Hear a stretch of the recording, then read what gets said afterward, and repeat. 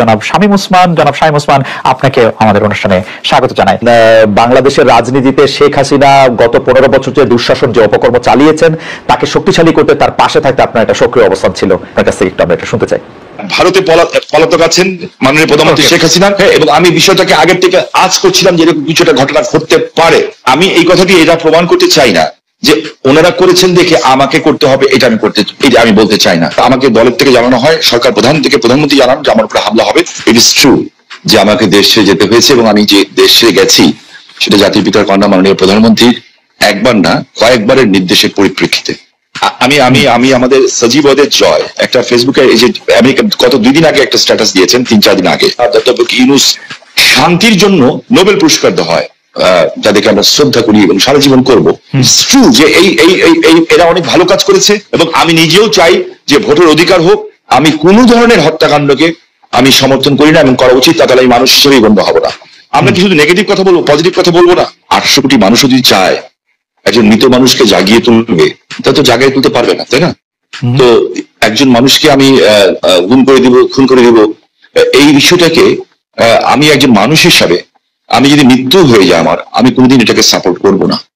এবং অতীতে কে কি করেছে সেই জন্য আমাকে একই পথে চলতে হবে, আমি সেটাকেও মনে করি না। এদের দ্বারা অনেক সব শ্রেণী পেশার মানুষের মধ্যে ভালো খারাপ আছে, আমরা কি কথা বলতে পারি না? ইয়েস, আমি বলছি না যে Awami League is a perfect, only perfect party in the whole world কিংবা হোল ইন বাংলাদেশ। আপনি আমার মনের কষ্ট বুঝবেন, আমার 20 জন লোক মারা গেছে, আমার এই পা পঙ্গু হয়ে গেছে, আমি চেয়ারে বসে নামাজ পড়তে হয়, আমার পাটা উড়ে গেছিল, ঠিক আছে? সেইখানে আমার সরকারের ক্ষমতার সময় না যে চার্জশিট দেওয়া হয়েছে, সেই চার্জশিটে আমি যে সাক্ষ্য দিয়েছি, সিআইডির যে অ্যাডিশনাল এসপি সে আমার সাক্ষী বদলি দিয়েছে। আপনি নিজেও লয়ার ছাত্র, আমিও লয়ার ছাত্র, আমি জানতে চাচ্ছি this is not my witness. আমি চাই না যে একটা ছাত্র সারা বছর লেখাপড়া করলো, সেও পরীক্ষায় পাশ করলো, আরেকজন পড়ালেখা করলো না, সেও পাশ করলো, এটা আমি চাই না। আমি দেখেন, আমি মার্কিন যুক্তরাষ্ট্রের মতো একটা রাষ্ট্রকে আন্ডারমাইন করার কোনো কারণ থাকতে পারে না, কারণ পৃথিবীর মধ্যে এটা অবভিয়াসলি একটা শক্তিধর দেশ না, একটা গণতান্ত্রিক রাষ্ট্র বলা যায়। যে আমার কাছে না কিছু মাঝে মাঝে অবাক লাগে যে মানুষের চরিত্রটা দেখতে, পৃথিবীর সব দেশের চরিত্র দেখতে ভালো লাগে। আমার কাছে মাঝে মাঝে আশ্চর্য হই যে আমরা কত রঙের মানুষ, যে আমরা আর কত নেগেটিভ কথা বলবো। আমরা পরে যখন আবার আপনার কাছে আসবো বিএনপির সাথে বর্তমান আপনার সম্পর্ক এবং সেইটা নিয়ে আমরা কথা বলবো, তার আগে আমরা একটু জনাব আন্দালিব রহমান পার্থের সাথে আমরা একটু কথা বলতে চাই। জনাব আন্দালিব রহমান পার্থ, আপনি একজন রাজনীতিবিদ হলো আমি আপনাকে খুব রেট করি একজন রাজনৈতিক বিশ্লেষক হিসেবে, যে মানে যেহেতু আপনি টক শোতে প্রচুর আপনাকে কথা বলতে হয়, অনেক প্রশ্নের জবাব দিতে হয় এবং অনেক ক্ষেত্রে আপনাকে বিভিন্ন ভবিষ্যতে কথা বলতে হয়, এবং এর অনেকগুলি আমার স্বীকার করতে দিতে নেই, অনেকগুলি মিলেও যায়। আমি এই জন্য আপনাকে একটু ফরওয়ার্ড লুকিং প্রশ্ন করতে চাই যে গত কয়েক বছর ধরে জনাব তারেক রহমানই আসলে বিএনপির হাল ধরে আছেন। বেগম খালেদা জিয়া চিকিৎসার জন্য লন্ডন গেলেন, শেখ হাসিনা জনরোষে বাংলাদেশ থেকে বিতাড়িত। রাজনীতির এই পরিবর্তনটা আপনি আসলে কিভাবে দেখছেন? নতুন নেতৃত্বে নতুন রাজনীতির সূচনা কি হতে চলেছে? বিশেষ করে 90-এর পর যদি আমরা আওয়ামী লীগ ও বিএনপির শাসনকাল যদি বিশ্লেষণ করি, সরকারে বা ক্ষমতায় এলে মানে এটা একটা এই প্রশ্ন বারবার হচ্ছে যে তারা যে গণতান্ত্রিক থাকবেন, কর্তৃত্ববাদী হবেন না, সেরকম কি মনে হচ্ছে? মানে এই নেতৃত্বে যারা আছেন, এটা তো অবশ্যই ঠিক, জনাব তারেক রহমানই আসলে 20-22 বছর ধরে অন্ততপক্ষে দলের ডেপুটির হালটি ধরে আছেন, কিন্তু মানে এই নেতৃত্বের ক্ষেত্রে কোনো পরিবর্তন আসছে? ব্যক্তি মানুষ না, আদর্শের দৃষ্টিভঙ্গির আপনি কি আর দেখছেন?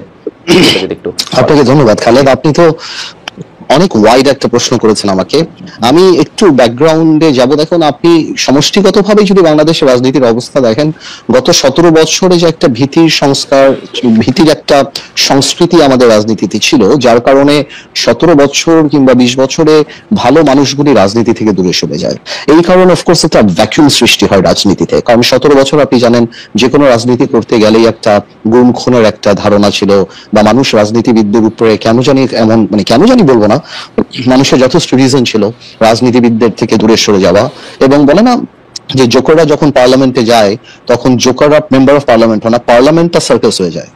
গত 3টা বছর তিনটা টার্ম অনেকটা এরকমই একটা অবস্থান ছিল।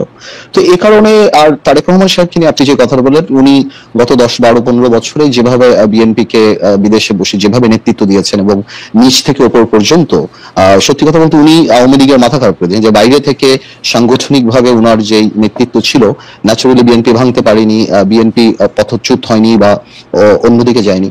তো সেই ক্ষেত্রে দলের মধ্যে এবং আমি মনে করি সারা বাংলাদেশে উনার একটা আলাদা গ্রহণযোগ্যতা আসছে। হচ্ছে। এখন বিএনপি সামনের দিকে যদি ক্ষমতায় আসে তাহলে বিএনপি কি করবে সেটা নির্ভর করে সত্যি কথা বলতে বিএনপির সমষ্টিগতভাবে বিএনপির মানসিকতার উপরে। বিকজ আপনার ডেমোক্রেসি তো অ্যাকচুয়ালি ইজ আ মাইন্ডসেট। আপনি আপনার বিরুদ্ধের কথাকে সুযোগ দিলে ডেমোক্রেসি থাকবে, আর সুযোগ যদি আপনি না দেন তাহলে ডেমোক্রেসি থাকবে না। তো এটা সম্পূর্ণরূপে একটা মাইন্ডসেটের ব্যাপার। এখন বিএনপি যদি ওনার কর্মকাণ্ডে বা বিএনপি কর্মকাণ্ডে যদি সেই রিসিপিয়েন্ট বা ওই রিসিভিং এন্ডে থাকতে পারে বা ওই মানসিকতা থাকতে পারে, এবং এই 17 বছর এত কিছু দেখার পরে যে আপনার রাষ্ট্র পরিচালনায় ব্যর্থতা বা পতন, বা যেটা পতন বলবো না, আওয়ামী লীগের তো, যেটা আমি আপনাকে আনঅফিসিয়ালি বলেছি যে আওয়ামী লীগ এমন একটা রাজনৈতিক দল যার বাংলাদেশে শুধু রাজনৈতিক পতন হয় না, এই সামাজিক পতনও হয়েছে।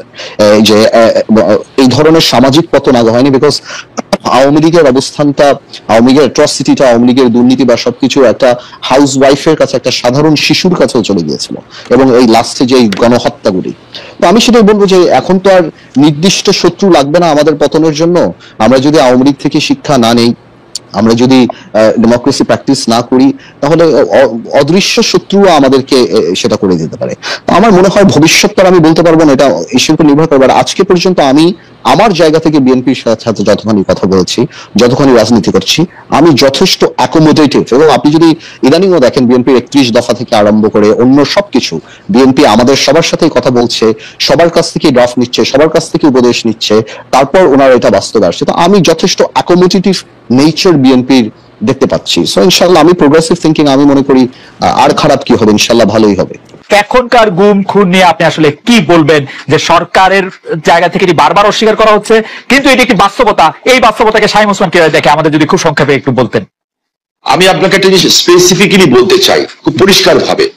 আমি একজন হিউম্যান বিং হিসাবে আমি কোনো ধরনের হত্যাকাণ্ডকে আমি সমর্থন করি না, এবং করা উচিত তা, তাহলে আমি মানুষ হিসেবেই গণ্য হব না। আমরা কোনো খারাপ জিনিসকে আমরা আশা করি না। আমার যে বক্তব্যটা হচ্ছে, আমি কোনো কিছু গোপন করে কথা বলতে শিখি নেই, কারণ আমি সাদাকে সাদা বলার, কালাকে কালো বলার। বাট আমার তার আগে আপনার মাধ্যমে, খালেদ ভাই, আমি কালকে বাঁচব না জানি না, আপনি একটা ভালো জায়গায় আছেন, জার্মানি একটা ডয়েচ টেলিভিশনের সাথে আছেন। আমি আপনার কাছে অ্যাপিল করছি, রিকোয়েস্ট করছি, যদি অ্যাম্বাসাডারদের সাথে কথা বলতে পারি, কিংবা বিদেশে যেয়ে যদি বড় বড় মন্ত্রী মিনিস্টারের সাথে কথা বলতে পারি, আমি কিছু অভিযোগ দিব।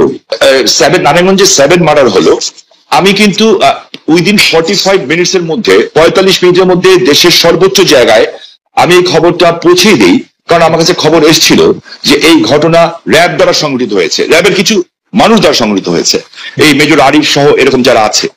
বিকজ তারা ডিস্ট্র্যাক্ট হয়ে গেছিল, যেহেতু আমি এলাকার মানুষ, আমাকে সবকিছু খবর রাখতে হয়, এবং আমি স্বরাষ্ট্রমন্ত্রী মহোদয়কেও জানিয়েছিলাম বিষয়টা, যে something is going on. But এত বড় দুর্ঘটনা হবে এটা আমি বুঝতে পারিনি। কিন্তু দেখেন, যখন এই ঘটনা ঘটলো, আমি কিন্তু আমার ভয়েস রেজ করেছি, এবং এই জন্য আমার জীবনের শঙ্কা ছিল।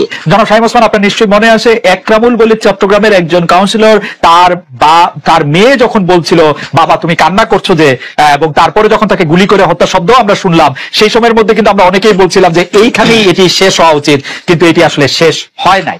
জনাব শামীম ওসমান। জি, আমি আপনার সাথে 100% একমত। একজন মানুষকে আমি গুম করে দিব, খুন করে দিব, এই বিষয়টাকে আমি একজন মানুষ হিসাবে, আমি যদি মৃত্যু হয়ে যায় আমার, আমি কোনোদিন এটাকে সাপোর্ট করবো না। এটার চেয়েও বড় সত্য হচ্ছে, এত বড় বড় উচ্চ পদস্থধারীরা এখনো কিন্তু জেলখানায় আছেন। যেমন বিএনপি নেতা সালাউদ্দিন সাহেব, ওনাকে গুম করা হয়েছে, খুন করা হয়েছে বলা হলো, ঠিক আছে।